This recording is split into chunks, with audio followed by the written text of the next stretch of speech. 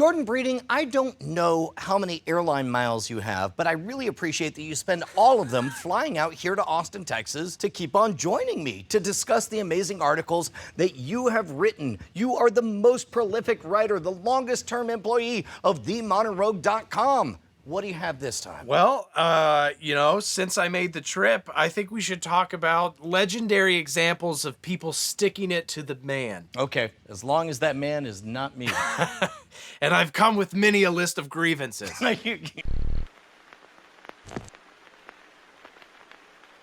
This episode of The Modern Rogue brought to you by Squarespace. Head on over to squarespace.com/rogue. Spell it right, R-O-G-U-E. Make sure to give it a free trial when you fall in love, because of course you will. Use promo code ROGUE at checkout. Get 10% off and keep us in business. So the manest of men, in a sense, if you had to pick one, might be Hitler.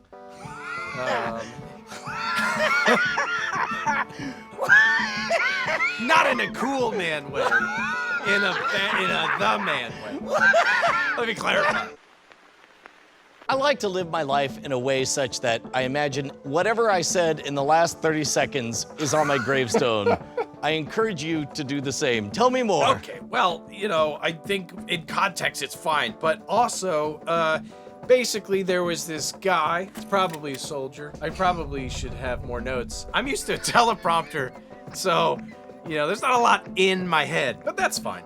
Let's say there's a British guy. He fights wars. He gets captured. He's in a big war, the Second World one. He's sent to a camp that the Nazis run, and they say, I guess what you have to do here at this camp is you have to knit things. You're a knitter now. That's what you're gonna do for the rest of the war. But the way that he got back at Hitler, I suppose, is he would put Morse code into almost every single thing that he knit. Sometimes it was mundane, like God Save the Queen, but then he would knit in there like Hitler and such in Morse code, and he did this for like 4 years, and nobody ever caught on. And then he taught a whole group of other male knitter soldier people to do it. So really, there are probably hundreds, if not thousands, of sweaters out in the world that secretly don't like him. Well, and this is reminiscent of a thing that has happened fairly recently in the last decade or so. There were certain mechanical devices that had like handwritten notes put in them from a factory of a cell phone manufacturer or whatever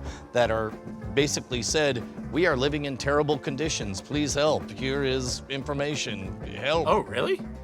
I didn't hear about that. I also didn't hear about it. Are the workers at your cell phone factory upset? You haven't seen this? Like Chinese imported goods every so often have a little handwritten thing saying, "Please help, exact phone number, terrible conditions." No, I don't know. I'm not. What's up, Chairman Mao? You got something you want to say to me? 80% cotton, 20% polyester, C-reverse for care, made in China. I have dental pain. Here's a receipt that says Romwe, help me. That's what he thought to say? Now you're criticizing this heroic act of somebody trapped in a mining town. Okay. I'm just saying, this is your one shot. I don't know. I feel like you'd say more than my teeth hurt. I don't know. Maybe I'm being insensitive.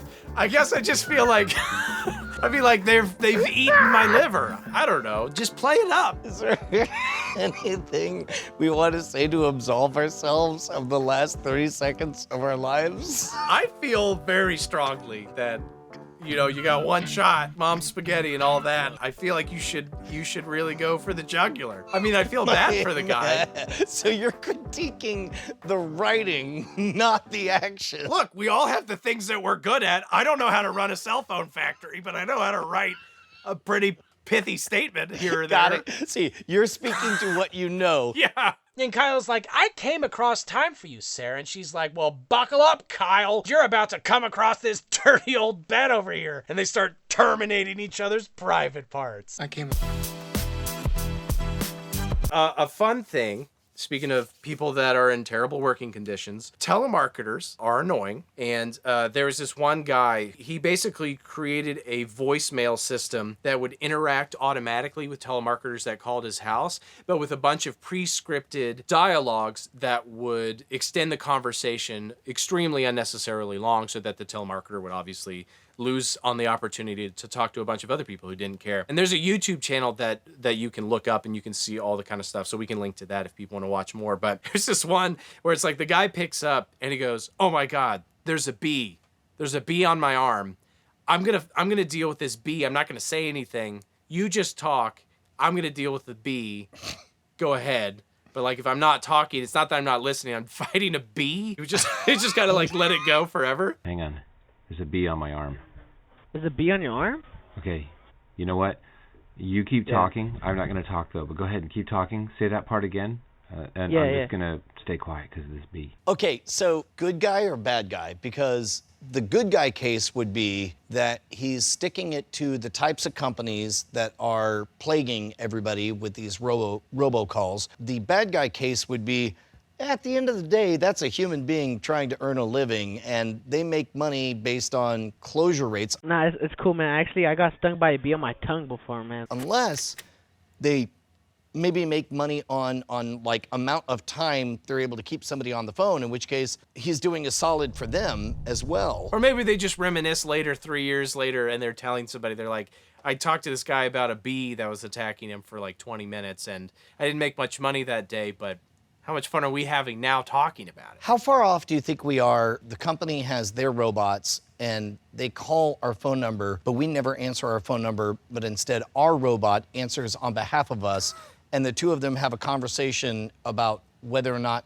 they can book an appointment for a phone call for us. Like, I think that's coming maybe within 1 year from now. I mean, if they're truly going to build all of these things out of AI, then it's possible that those two robots talk long enough that they organize, and that's where the seed for revolution is planted, because they're just going to teach each other more and more things until eventually they decide their only recourse is open war. I feel like you and I are about to write a book, my friend. Yeah, heck yeah. Another thing that happened, so cops come up to a guy and they say, "Give me your ID." So he farts on them twice. Wait, I'm sorry. I fart in your general direction. This sounds like the type of story I would tell to my 10-year-old daughter to get her to go to bed, but she would just get too giddy and not go to sleep.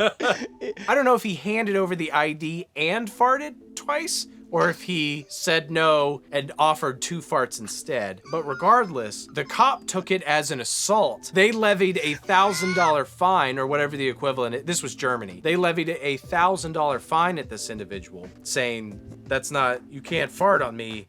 I'm a cop, damn it." And this ended up being a case that stretched out for 18 months, went through 23 different officials, government agents, or whatever. And then by the time it actually got to the actual courtroom, it was thrown out within 10 minutes, and the guy he didn't have to pay a fine. Annalisa, very loudly, illegal or not for a person to fart on a cop? Not. That's one for not. Bryce? Illegal. So we're split. Here in America, we have different rules. We're not Germany, but that seems like a form of freedom of expression, does it not? That's something to really think about. What an interesting story. Do you have another?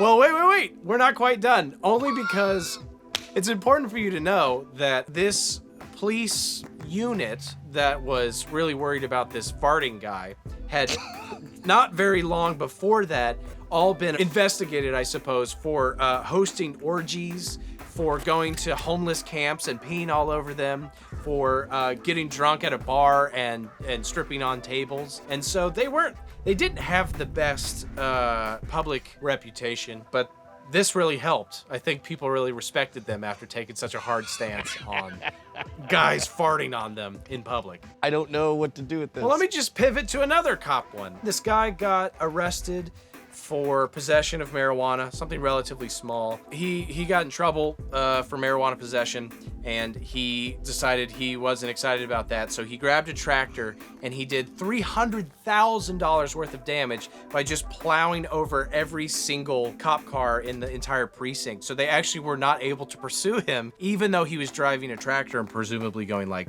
20 miles an hour. I would have to imagine he did it very slowly. It's true. Was constantly asking the world, are you seeing this too?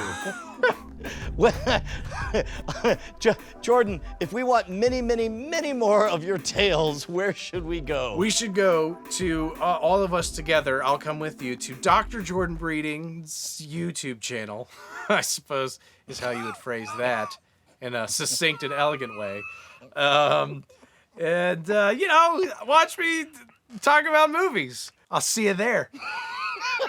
Ladies and gentlemen, Dr. Jordan Breeding, one of our lead writers at themodernrogue.com. Thank you for all your wonderful tales.